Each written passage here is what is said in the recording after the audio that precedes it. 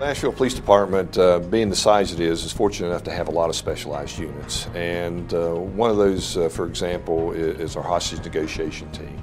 And they get called out from time to time, obviously, when there's that kind of a situation, a barricaded subject or a hostage situation. Basically, we respond to situations involving hostage, barricaded subjects, suicidal individuals, or any general human crisis. We respond to those situations and try to bring about a peaceful resolve to the situation using communication skills. Recently, we've had several situations where we've been able to make contact with a subject that may be barricaded or suicidal, and spent several hours talking to the person, trying to get the person to calm down, get the person, assuring them that we were there to help them, assuring them that we would get them help. And it's been able to cause the person to feel calm and the person to, at a certain point, to be able to come out, come to the officers, and we were able to provide help and to provide what services that they were needing. We also have a hazardous devices unit that responds to calls. For the average person, hazardous devices, we're talking about bombs and explosives material.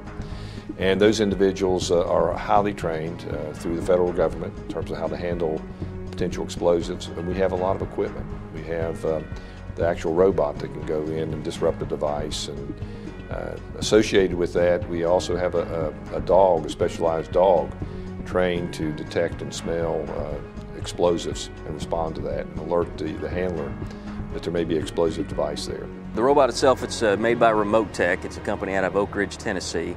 It's F6A. It's basically the top of the line. It's about as good as it gets as far as robots, and its primary mission is related to the bomb squad and render safe on improvised explosive devices. It also has secondary functions. It can support hostage negotiations, the SWAT component if need be, and also hazmat situations if required. Specific to just that particular instance where we had a barricaded suspect, the SWAT and hostage negotiations were at the scene.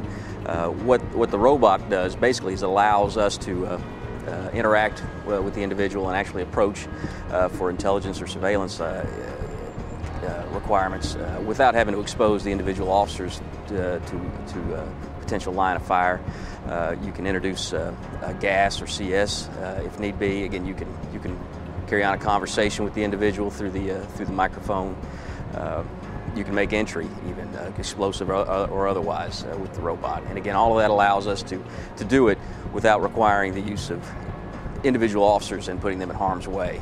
For the bomb squad specifically, it's important because in 2009, the FBI and the Department of Justice is requiring all accredited bomb squads, and we are one of approximately 450 in the nation, to have a robot as a requirement.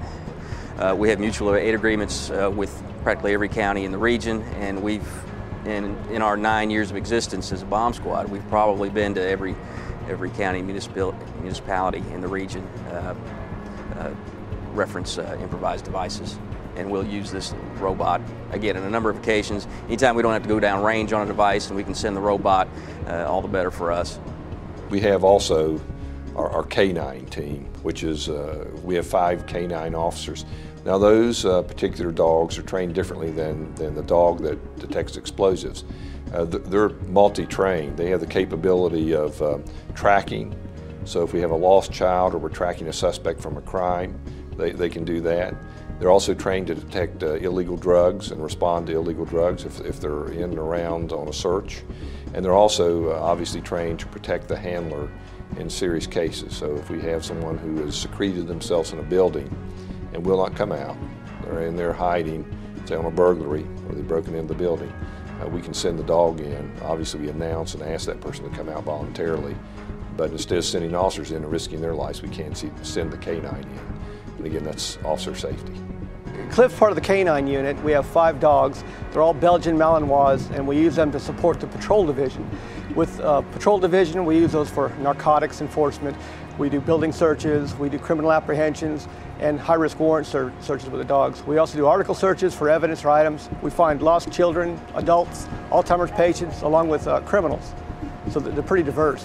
A typical day, like now during the day shift, We'll be doing a lot of work on the interstate, doing for criminal interdiction, criminal enforcement. We'll also respond for calls for service, any kind of call for service. It's a crime in progress we go to, whether it's alarm activation, a breaking and entering in progress, a fight call. The K9 is always en route. It's just in case it's needed. It's not always needed, but you're a backup safety for the patrol division. All of our dogs are what we call a dual purpose or patrol dogs. They're all narcotics trained and for human scent. So they all fall narcotics and anything dealing with human scent. It's a total working dog, and we try to respect that with the dog as a working dog.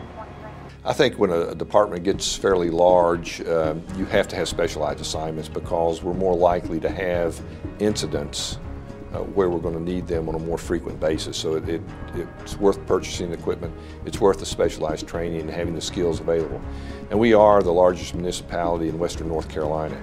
And through mutual aid, at times we come to the aid of other agencies as well. And a lot of these groups, we're tied to task force, if you will. In terms of our hazardous devices or explosive materials, we're tied to a task force to include federal agencies as well and the Buncombe County Sheriff's Department as well.